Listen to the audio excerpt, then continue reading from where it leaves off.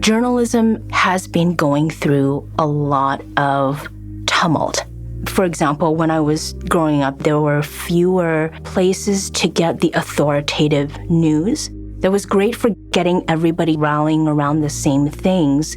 Because of the way outlets have exploded, the number of places where people are getting their information has expanded so much. And the quality of that is not always guaranteed. The world has never been more confusing than it is right now.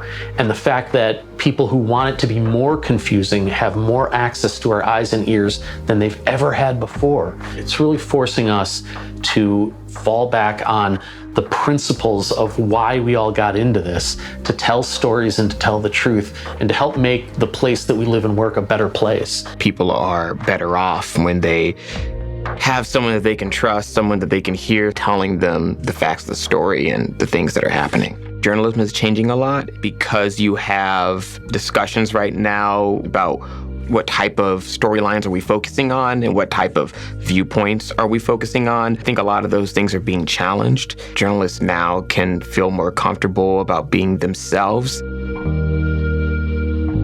Having the people there that are going to take the time to tell those stories well, check the facts, double, triple check them, make sure they're right, to hold elected officials accountable or cover essential things that are happening in our communities. During election season, oftentimes the only way people end up finding out about candidates is by watching TV and seeing 30-second ads.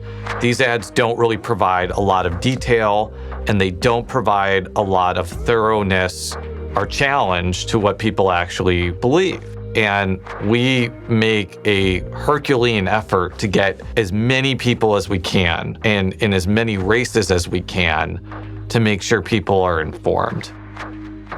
Journalism is very much called a lot the time the fourth branch of government when it comes to accountability and holding people in power. And so when you're covering state government, local government, whatever it is, we're there to hold that accountability. And if these positions go away, there's no one asking questions. There's no one reporting on bills. There's something that might have been included in a bill that wasn't before, that changes the entire scope.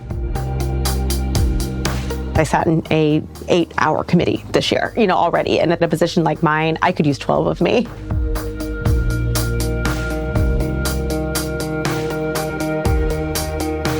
That's the niche where nonprofit news like St. Louis Public Radio and other outlets can fit. It is a more sustainable and I think healthier way to fund the news. You aren't relying on the whims of businesses or one segment of the population with a very specific point of view. It's no secret that the industry is in a tough time. There's a lot of news outlets that are getting bought up by larger chains, often chains that are owned by private equity that are not as interested in the journalism, that are looking at it as an investment, and that hurts the communities that then miss out on that journalism. I go out every morning thinking that if we're there for our listeners, they're going to be there for us.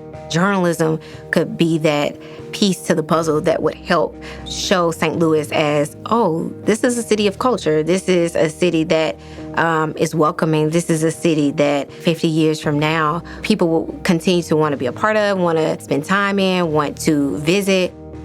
I'm still a native St. Louis, and I understand what goes on here, and it's easy to close yourself off. It's easy to not know the perspective of what's going on beyond the walls and the roads and the streets that you're used to. I think St. Louis Public Radio does a really good job of connecting listeners.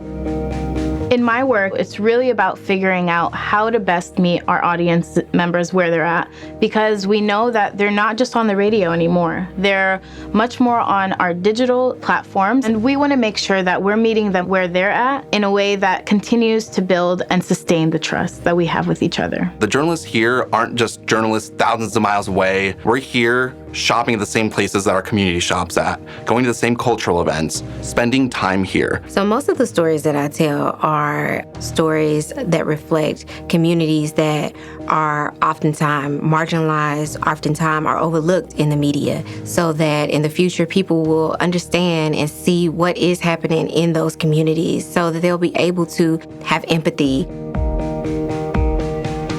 I have heard so many times from people like, you don't want to talk to me. There's someone else you can talk to. They're the CEO of blah, blah, blah. They're the executive director of org. And that's great. But I called you for a good reason. You have a story to tell, and I think people should hear it. The world needs a lot more empathy. And if we can have empathy in our journalism, there's something that's so powerful in that. Without having that, it would really diminish our level of understanding. What's at our roots of being a public radio station is celebrating the power of the human voice and sharing that with people.